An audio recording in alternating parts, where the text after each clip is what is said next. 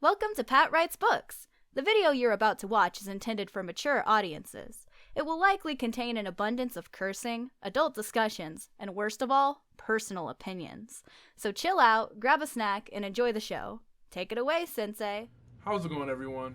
I'm your friendly internet wordsmith, and today we are going to be talking about character arcs. So you've created a new badass character, and you're ready to send them off on their grand adventure. Well, before you do, it'll be a good idea to know exactly where they're going. After all, if you've ever tried to go anywhere without the use of a GPS or map or directions of any kind, you know how difficult a task it is. Now, to clarify, I'm not talking about physical destinations, obviously. I'm talking about character growth roadmaps. For example, you have a character who's a grizzled hard ass, and throughout the course of a story, they learn to lighten up and be less of a dick, or something to that effect. So why are character arcs important? Well, they're important for the same reason that maps are important. They help us chart a journey and help us stay on the proper path. In the context of writing, character arcs help writers keep their characters' personalities, actions, responses, etc., etc. They help keep those in line to what the character should be within any particular point in the story. For example, if your reader, it can be pretty jarring for a reader to be engrossed in a story, following the events and whatnot, and something happens and a character responds in a way that doesn't reflect where they should be at emotionally and growth-wise. I don't know, let's say your book has been leading to your MC making the ultimate sacrifice at the end, and they don't. Well, there needs to be a damn good reason for that, which I don't know, could potentially be explored in a sequel or whatever. But if there's not a good reason for it, it's gonna feel very off-putting. Now, I find it easiest to think of character arcs in a sort of class and subclass type setup, mainly because there are tons of different types of character arcs, but all of these different types can be funneled into three main branches, and those are the positive character arc, the negative character arc, and the flat character arc. For example, in Avatar: The Last Airbender, Zuko's redemption arc is absolutely amazing, and there is no room to debate that fact.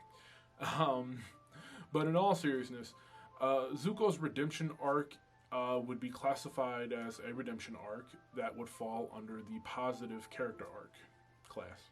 So let's break down all the arcs, starting with the positive character arc.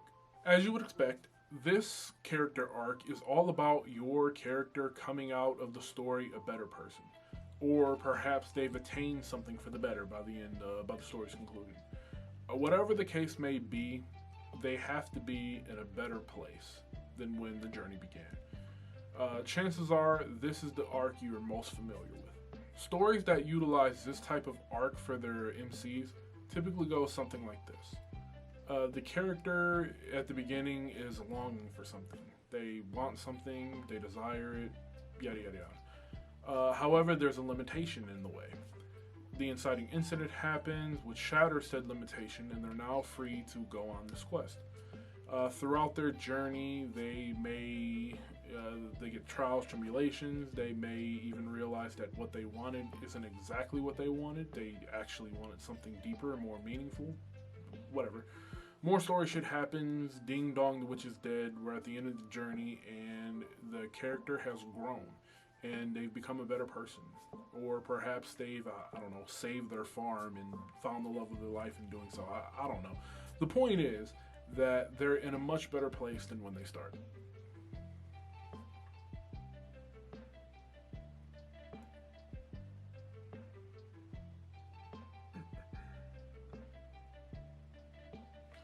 Some examples of positive character arcs are Harry Potter, the sheepish boy who went off to wizard school and learned the value of love and friendship, and that those are things that can come outside of a family.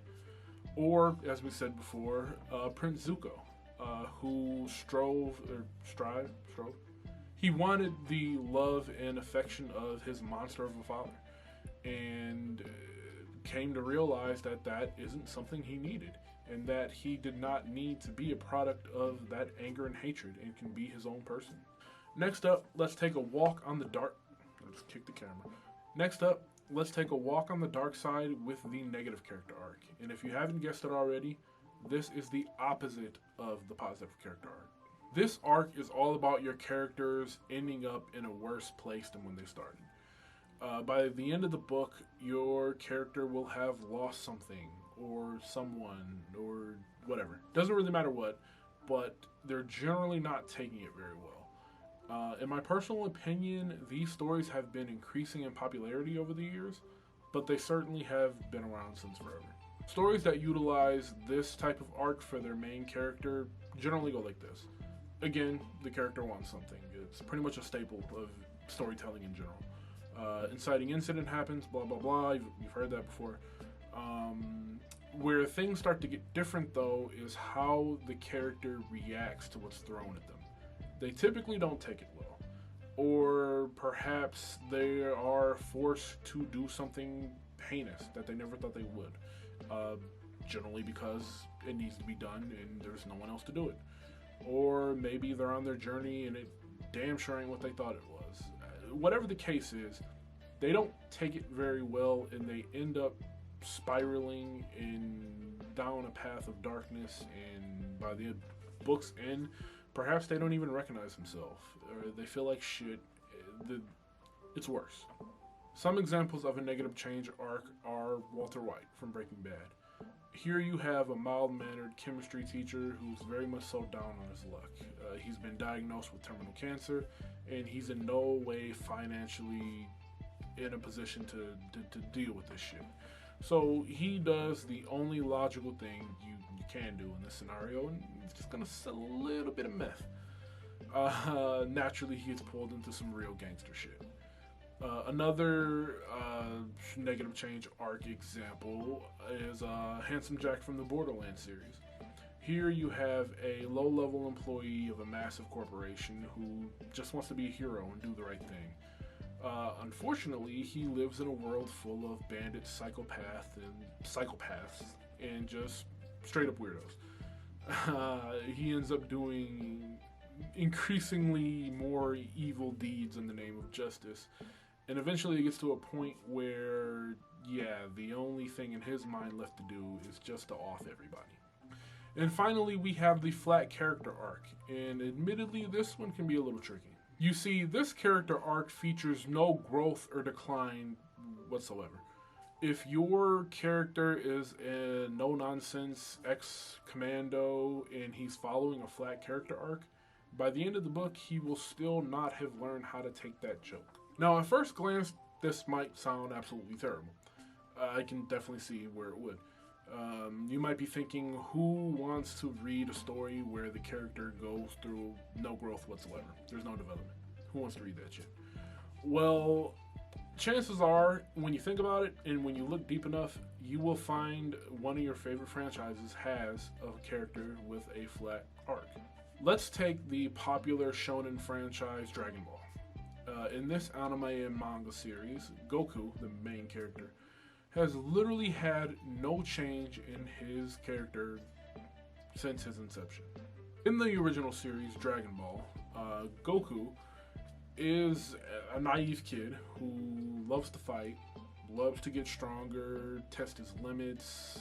He's not too bright on account of bopping his noggin and growing up in the woods by himself for 10 years with no guidance. In the latest series, Dragon Ball Super, Goku, still the MC, is now a grandfather. He has saved the world 8 times at this point. He has literally ascended to the rank of godhood. He's a Saiyan god now. And he's still just as naive as he was as a kid. He loves to fight. He loves to get stronger, test his limits, all that good stuff. The man is so naive, he somehow has had 2 kids with his wife and has never kissed her. The flattest arc in the history of arcs. Despite this, the series is incredible and definitely worth getting into if you're into the shonen battle anime, manga genre. Rather than the series focusing on Goku and his character development, because there really is none, the series instead focuses on Goku in his increasingly difficult challenges that he is presented with and has to overcome and fight to save the day and remain the same happy-go-lucky fighter he's always been. As a result, the character development in the story often comes from other characters, and Goku is the driving force of that change within them. And that's going to do it for this one. Obviously, there's a lot more to talk about when it comes to character arcs, such as how to write them and how to determine which type of arc is best for the character you're trying to create. But those warrant their own video, so be on the lookout for those. Feel free to hop down in the comments below and leave a comment. I'd love to get your opinion on this topic. Thanks for kicking it with us. If you had a good time, go ahead and slap that like button. And if you're new, consider subscribing, because we do this every week. Of course, you're going to want to hit that bell too, so you never miss an upload. Have an awesome day, achieve something great, and we'll catch you later.